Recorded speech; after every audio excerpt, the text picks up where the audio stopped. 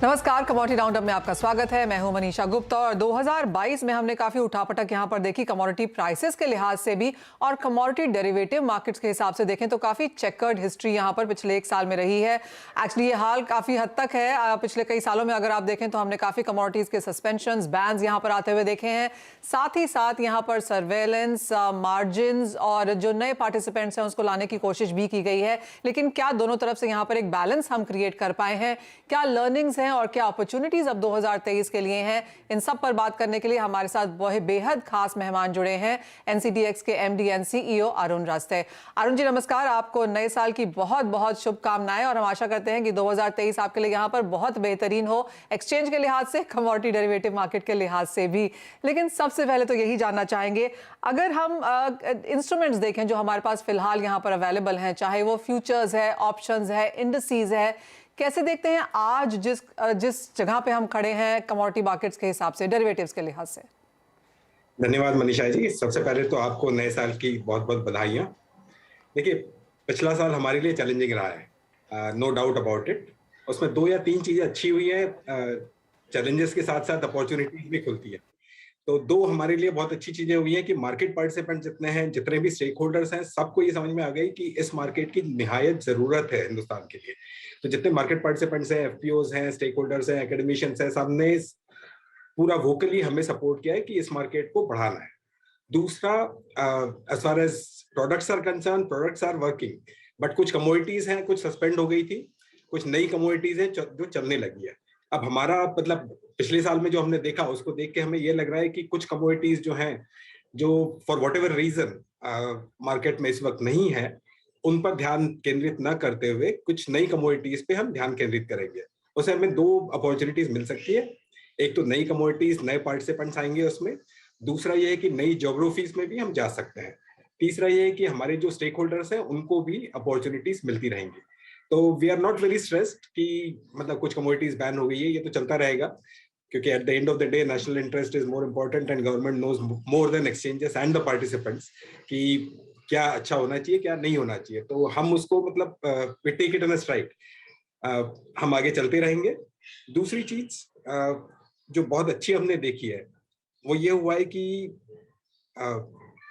SCRA की जो list है उसमें 91 कमोडिटीज हैं, और इस वक्त अगर आप देखेंगे तो 30, मुश्किल से 30 MCX और NCDX में मिला के 30-31 कमोडिटीज ट्रेड होती है। तो अपॉर्चुनिटीज तो 60 और नई कमोडिटीज लाने की है।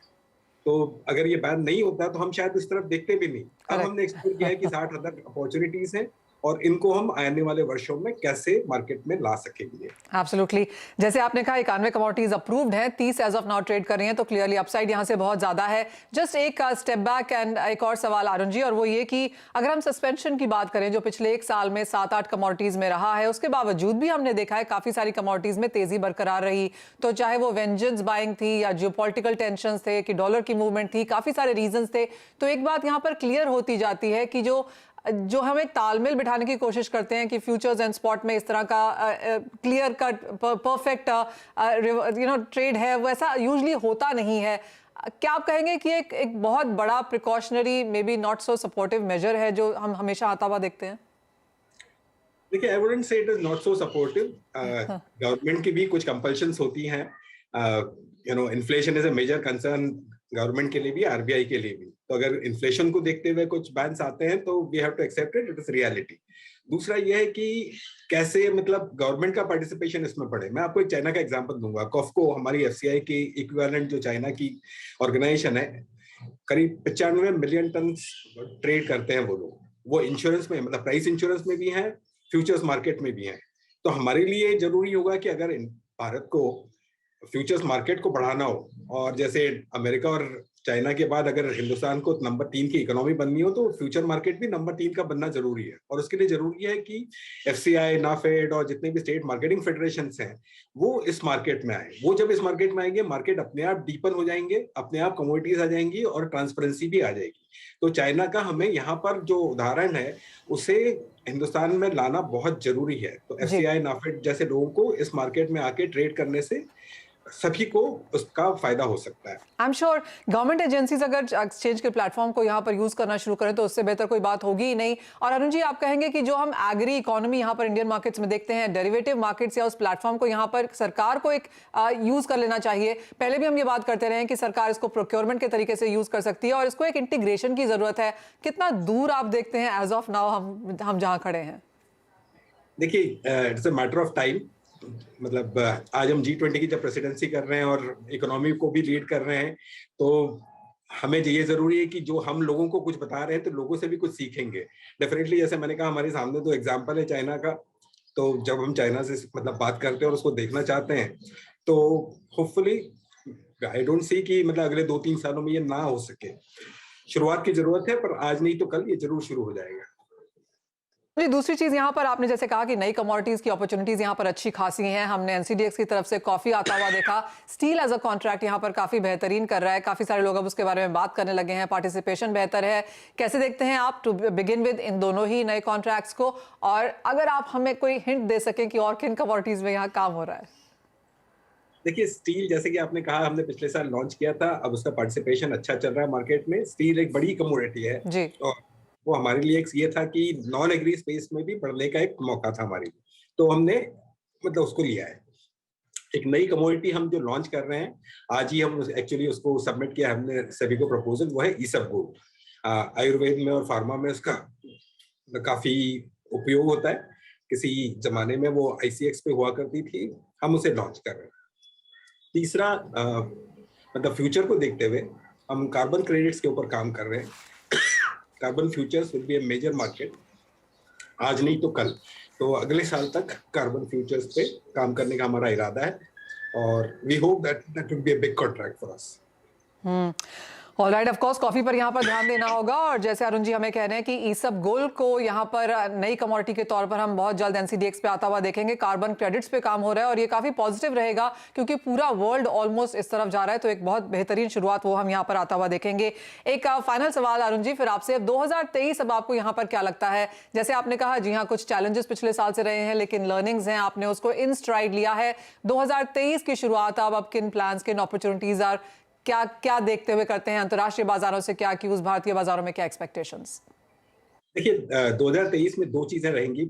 पहला तो ये है कि अगर हमारा जो मतलब वेदर है और कंडीशंस अगर ठीक ठाक रही, तो जो 35 मिलियन टन का वीट को प्रोक्योर करने का गवर्नमेंट का जो टारगेट है, वो अगर पूरा हो गया तो अगला साल मतलब हमारे लिए ठीक ठाक रहेगा। दूसरा ये है कि अगर कमोडिटीज की बात करें तो ग्लोबली अभी भी तेजी चल रही है और वो तेजी थोड़ी बरकरार रहेगी। यूक्रेन रशिया वॉर मतलब ऊपर नीचे हो रहा है, तो इट इज नाउ मतलब sort of a new normal हो गया है। और दूसरा, चाइना में 22 जनवरी को उनका नया साल है और काफी मतलब मात्रा में लोग इधर से उधर ट्रैवल कर रहे हैं।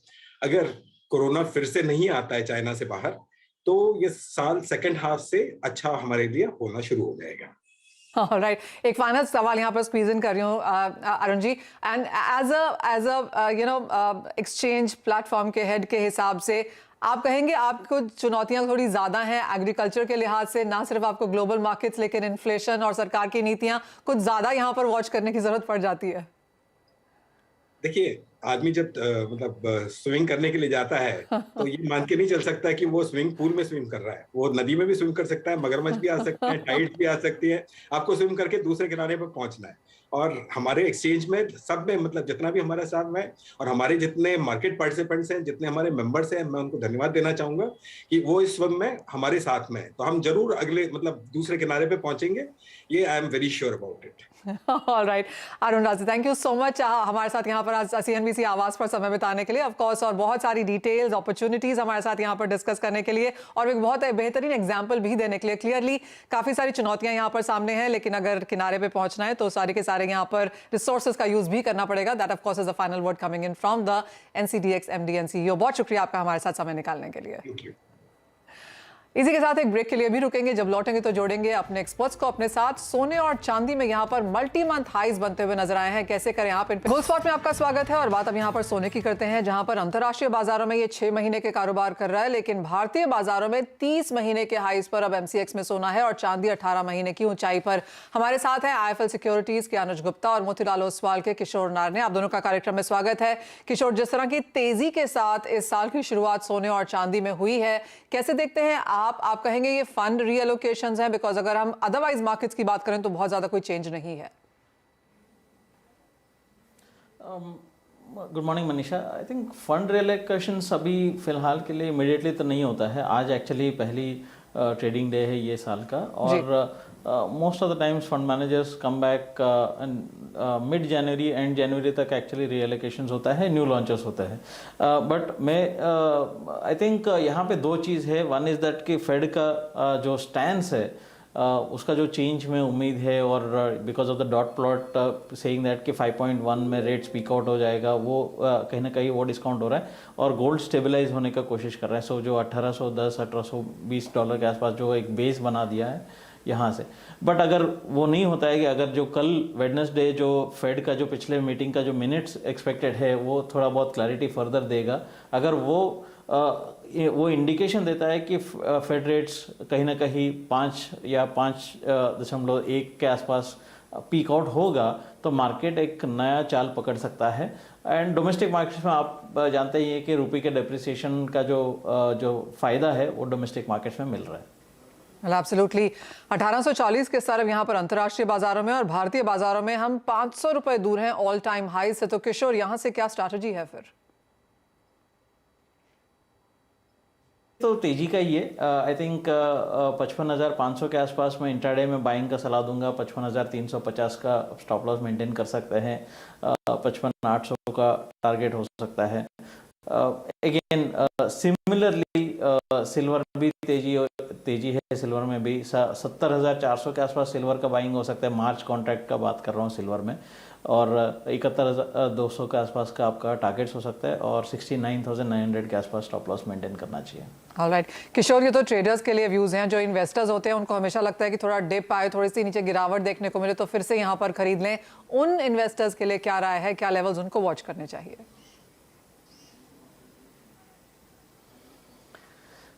आई थिंक इन्वेस्टर्स के लिए अभी पिछले साल 2022 का जो कैलेंडर ईयर है वो भी गोल्ड सिल्वर दोनों एक्चुअली, हालांकि प्रेशियस मेटल्स और गोल्ड एक बेहतर एसेट क्लास के रूप से निकल के आया है, because comparative to equity markets भी बेहतर रिटर्न्स दिया है। हालांकि रिटर्न्स कम है but still one of the better asset classes.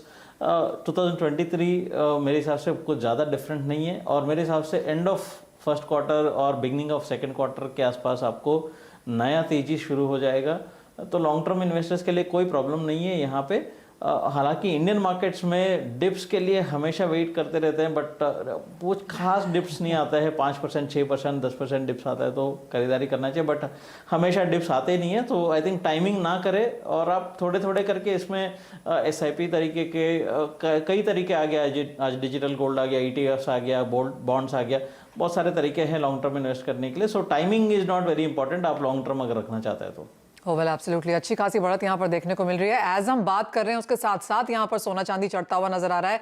71,000 के लेवल्स अब चांदी में आपकी स्क्रीन पे। अनुज, सोने और चांदी के बीच में आप यहाँ पर क्या पिक कर रहे हैं, क्या सलाह देंगे अपने इन्वेस्टर्स को?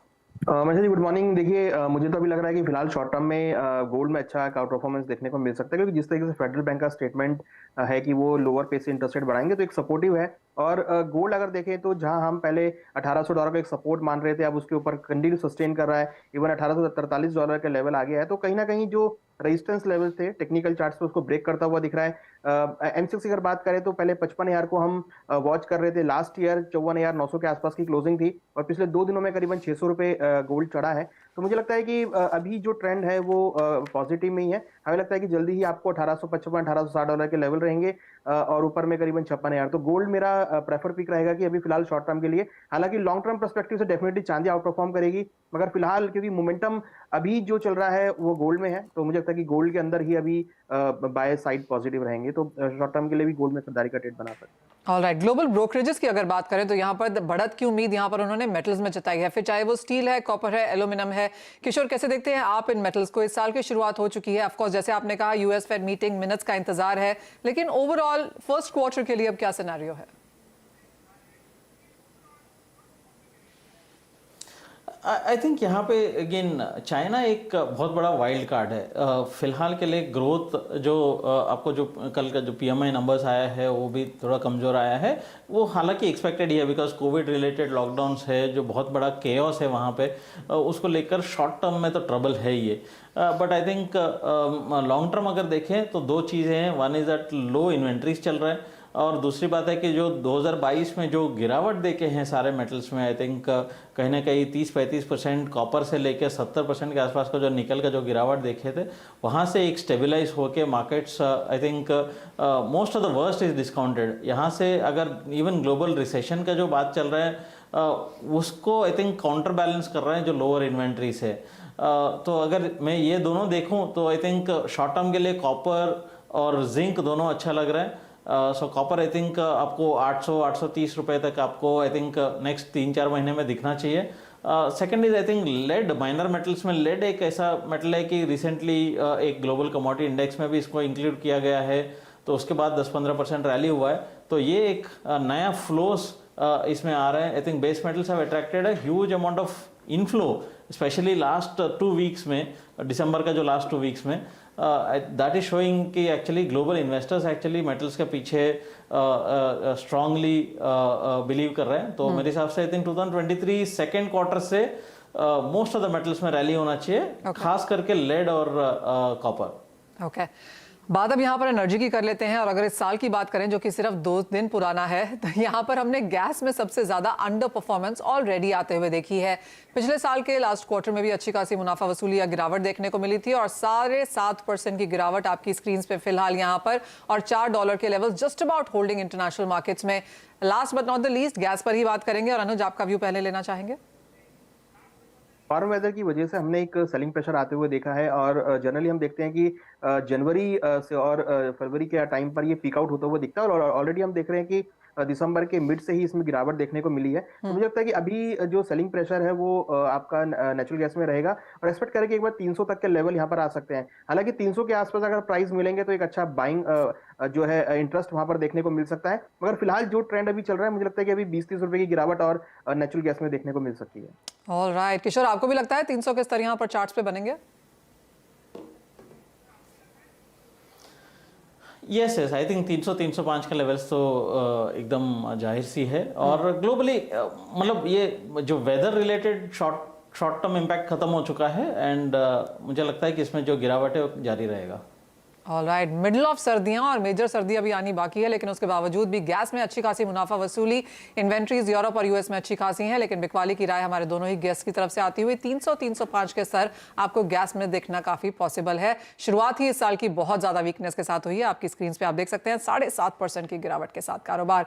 अनुज, किशोर, बहुत शुक्रिया एज ऑलवेज हमारे साथ जुड़ने के लिए, तमाम कमोडिटीज पर राय भी देने के लिए। मुझे भी दीजिए इजाजत, साथ ही जब लौटेंगे तो बात करेंगे इक्विटी मार्केट्स की।